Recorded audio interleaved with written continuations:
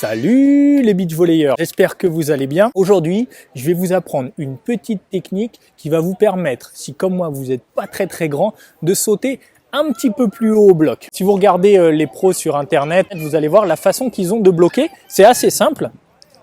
Ils se mettent dans la zone de bloc, en face du joueur, et le saut, c'est vraiment un saut strict, sans élan.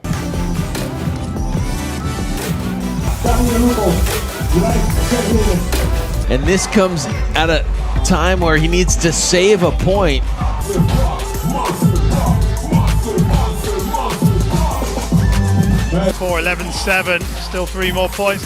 Donc ils partent généralement assez bas, il y a même des joueurs qui viennent toucher le sol comme ça, et ensuite ils utilisent tout simplement la force de leurs cuisses pour venir bloquer en face.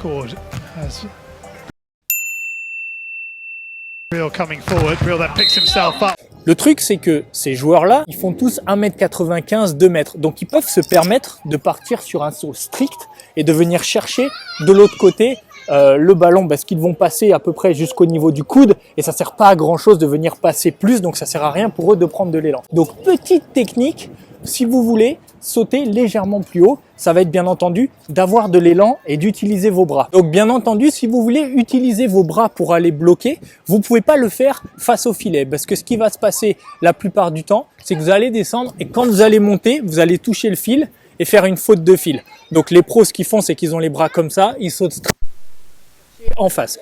Donc nous, ce qu'on veut, c'est utiliser les bras.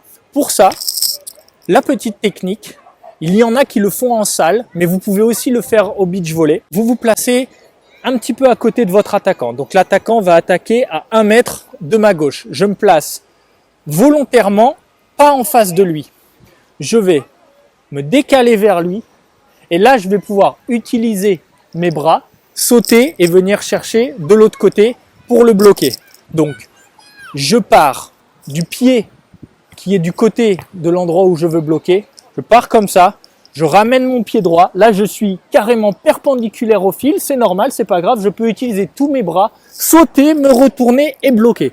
Je sais que c'est une technique qui est beaucoup décriée, parce que ce qui va se passer, c'est que souvent vous allez faire ce qu'on appelle l'essuie-glace. Vous allez faire comme ça, hop, et donc là vous n'êtes plus du tout en face de votre attaquant. Donc ce qui va être très important, c'est au niveau des pieds, de vous décaler, et surtout de vous bloquer et de sauter sur votre zone et de ne pas continuer l'élan du côté où vous serez parti.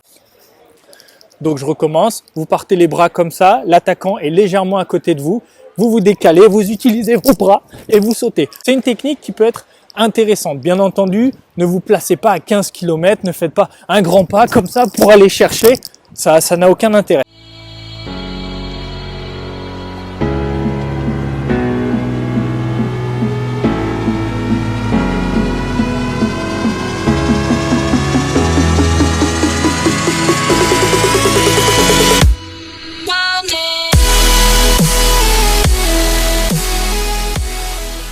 Encore une fois, je sais que cette technique est un petit peu décriée, mais parfois quand on n'est pas très grand, moi je fais 1m79 par exemple, ça peut vraiment servir pour aller chercher le plus haut possible. Donc pas hésiter à le faire. Et encore une fois, la seule chose que vous devez éviter, c'est une fois que vous avez fait votre pas d'élan, de faire comme ça un essuie-glace devant l'attaquant.